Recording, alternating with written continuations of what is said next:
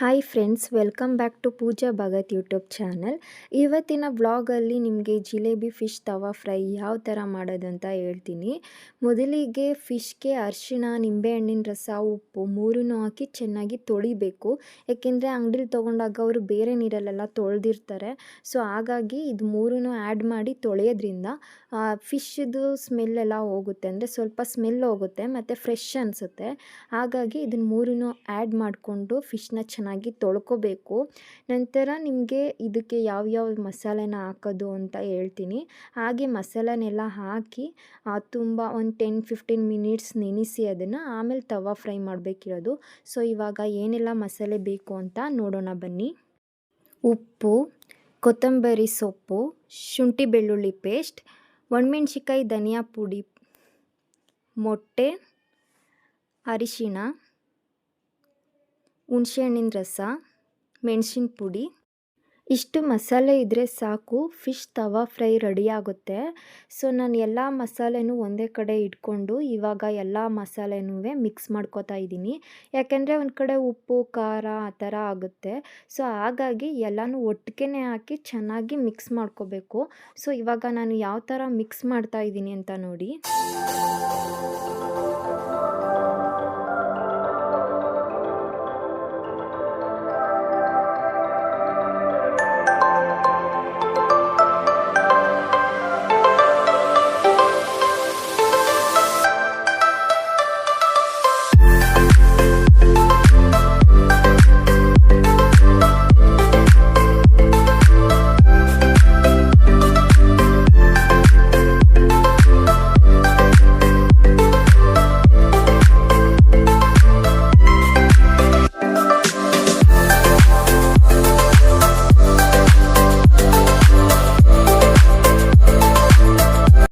ಇವಾಗ ಮಸಾಲೆನೆಲ್ಲ ಫಿಶ್ಗೆ ಹಚ್ತಾ ಇದ್ದೀನಿ ನೋಡಿ.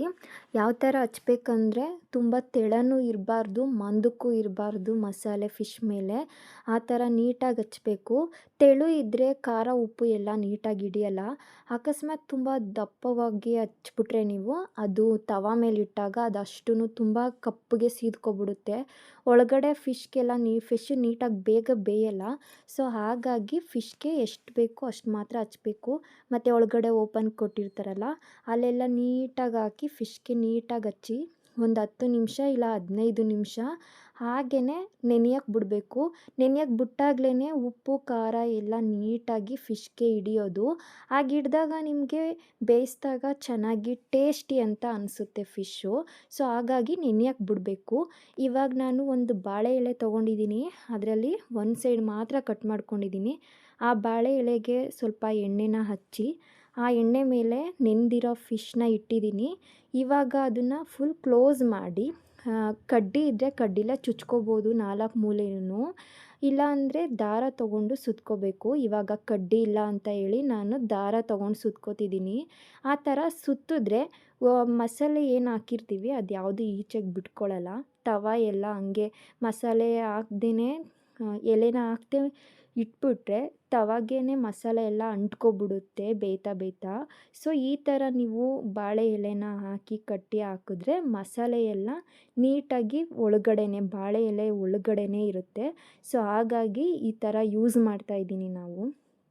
ಈ ಥರ ಕಟ್ಬಿಟ್ಟು ತವ ಮೇಲೆ ಎಣ್ಣೆ ಹಾಕಿ ಅದಾದಮೇಲೆ ಈ ಥರ ಬಾಳೆ ಎಲೆ ಸಮೇತ ಫಿಶ್ನ ಇಡಬೇಕು. ಆವಾಗ ಚೆನ್ನಾಗಿ ಬೇಯ್ತದೆ. 2 ಸೈಡನ್ನ ಬೇಯಿಸ್ಬೇಕು. ಇದೇ ಥರ ಇರುತ್ತೆ. ಈ ಥರ ಕಾಣಿದ್ಮೇಲೆ ನೀವು ಫಿಶ್ನ ನೀಟಾಗಿ ಬಿಚ್ಚಿ ನೋಡ್ಬೋದು. ಫಿಶ್ ಒಳಗಡೆ ಎಲ್ಲ ನೀಟಾಗಿ ಬೆಂದಿರುತ್ತೆ. ಮತ್ತು ಮಸಾಲೆ ಎಲ್ಲ ಆ ಕಡೆ ಈ ಕಡೆ ಕದಲಿರಲ್ಲ. ಮತ್ತು ತವ ಮೇಲೂ ಉದ್ರಿರಲ್ಲ. ಸೊ ತುಂಬ ಅಂದರೆ ತುಂಬ ಚೆನ್ನಾಗಿರುತ್ತೆ. ಮತ್ತು ಮಾಡಿದ್ವಿ ಅಂತ ಜಾಸ್ತಿ ಗಲೀಜು ಆಗೋದಿಲ್ಲ. ಎಣ್ಣೆನ ಸ್ವಲ್ಪ ಜಾಸ್ತಿ ಹಾಕಬೇಕು ತವಾಗೆ. ಆವಾಗ ತುಂಬ ಟೇಸ್ಟಿಯಾಗಿರುತ್ತೆ. ಫಿಶ್ ಚೆನ್ನಾಗಿ ಬೆಂದಿದೆ ನೋಡಿ. ಡೈರೆಕ್ಟ್ ತವಕ್ಕೆ ಹಾಕೋದಕ್ಕಿಂತ ಈ ಥರ ಬಾಳೆ ಎಲೆಗೆ ಸುತ್ತಿ ಮಾಡಿದ್ರೆ ತುಂಬ ಟೇಸ್ಟಿ ಅನಿಸುತ್ತೆ ಮತ್ತು ಚೆನ್ನಾಗಿರುತ್ತೆ. ಸೊ ಇನ್ನು ಯಾರೆಲ್ಲ ನನ್ನ ಚಾನಲ್ನ ಸಬ್ಸ್ಕ್ರೈಬ್ ಆಗಿಲ್ಲ ಅವರೆಲ್ಲ ಸಬ್ಸ್ಕ್ರೈಬ್ ಆಗಿ. ಇಷ್ಟ ಆದರೆ ಲೈಕ್ ಮಾಡಿ, ಕಮೆಂಟ್ ಮಾಡಿ, ಶೇರ್ ಮಾಡಿ. ಮುಂದಿನ ಬ್ಲಾಗಲ್ಲಿ ಸಿಗ್ತೀನಿ. Thank you.